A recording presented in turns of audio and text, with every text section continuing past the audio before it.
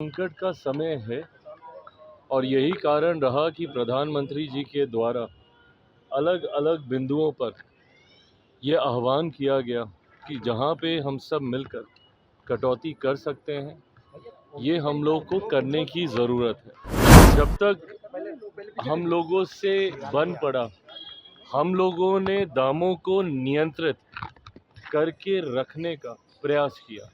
मैं मानता हूं कि ये जनता पर, आम आबादी पर ये एक भार है जो अतिरिक्त पड़ा है, पर एक टेम्पररी सिचुएशन मैं इसको मानकर चल रहा हूँ। सब देखिए, जांच का विषय है। अगर कोई भी ऐसा कर रहा है, कानून का पालन, कोई भी ऐसा व्यक्ति जो इसका उल्लंघन कर रहा है, उसकी जांच होनी चाहिए, उस पर कार्रवाई होनी चाहिए। इसके लिए हम सब एक मत के। पटना से दिल्ली रवाना होने से पहले केंद्रीय मंत्री चिराग पासवान ने पटना एयरपोर्ट पर मीडिया से बातचीत की है। इस दौरान उन्होंने पेट्रोल डीजल की बढ़ती कीमतों, शराबबंदी और राजनीतिक विवादों पर अपनी प्रतिक्रिया दी है। पेट्रोल और डीजल की कीमतों में बढ़ोतरी को लेकर चिराग पासवान ने कहा कि वर्तमान समय संकट की घड़ी है और वैश्विक परिस्थितियों का असर देश भर भी पड़ रहा है। उन्होंने कहा कि प्रधानमंत्री द्वारा पहले भी कई स्तरों पर खर्चा में कटौती की अपील की गई थी और सरकार ने लंबे समय तक कीमतों को नियंत्रित रखने का प्रयास किया, लेकिन युद्ध जैसी अंतर्राष्ट्रीय परिस्थितियों के कारण लंबे समय तक कीमतों को रोक पाना संभव नहीं था।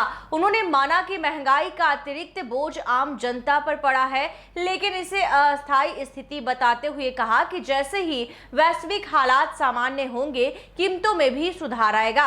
वहीं रामविलास के मंत्री संजय सिंह की ट्रेन यात्रा की तस्वीर वायरल होने और बाद में गाड़ियों का काफिला पहुंचने के सवाल पर चिराग पासवान सीधे जवाब देने से बचते नजर आए। मुख्यमंत्री आवास के बाहर और सचिवालय के आसपास शराब की बोतलें मिलने के मामले पर उन्होंने कहा कि ये जांच का विषय है। उन्होंने कहा कि जो भी व्यक्ति कानून का उल्लंघन कर रहा है, उसके खिलाफ कार्रवाई होनी चाहिए। आगे क्या कुछ कह रहे हैं चिराग पासवान, सुनिए। सर, आपके मंत्री सर काफी गाड़ी से चलते हैं, उनका वीडियो वायरल हुआ है। संजय सिंह के सर क्या कहेंगे?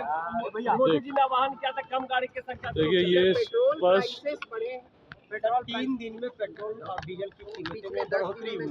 देखिए, ये संकट का समय है और यही कारण रहा कि प्रधानमंत्री जी के द्वारा अलग अलग बिंदुओं पर यह आह्वान किया गया कि जहां पे हम सब मिलकर कटौती कर सकते हैं, ये हम लोग को करने की ज़रूरत है। जब तक हम लोगों से बन पड़ा, हम लोगों ने दामों को नियंत्रित करके रखने का प्रयास किया, पर आज की तारीख में जिस तरीके से युद्ध की परिस्थितियां बनी हुई हैं, ऐसे में लंबे समय तक इसको रोक पाना भी संभव नहीं था।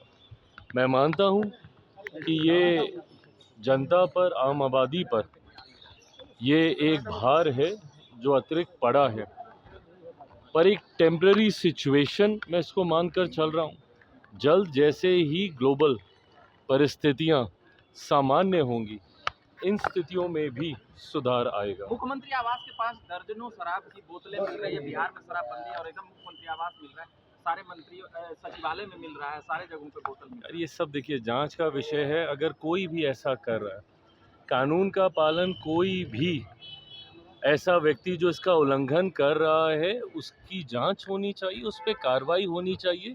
इसके लिए हम सब एक मत के हैं। साजिश के तहत कहीं पे फेंका गया है, किसी को फंसाने की सोच से कोई सही में कानून तोड़ रहा है। कारण जो भी हो, कानून सबके लिए एक बराबर है और सब पर उसी के आधार पे कार्रवाई होनी चाहिए। तो सुना आपने उन्होंने क्या कुछ कहा। साफ तौर पे कहा कि चाहे किसी ही साजिश के तहत बोतलें फेंकी गई हो, किसी को फंसाने की कोशिश की गई हो, कानून सबके लिए समान है। और वही जीतन राम मांझी पर हुए हमले के सवाल पर केंद्रीय मंत्री चिराग पासवान ने जवाब बिना दिए ही आगे बढ़ गए। ऐसे ही तमाम खबरों के लिए देखते रहें NBC 24 पटना से।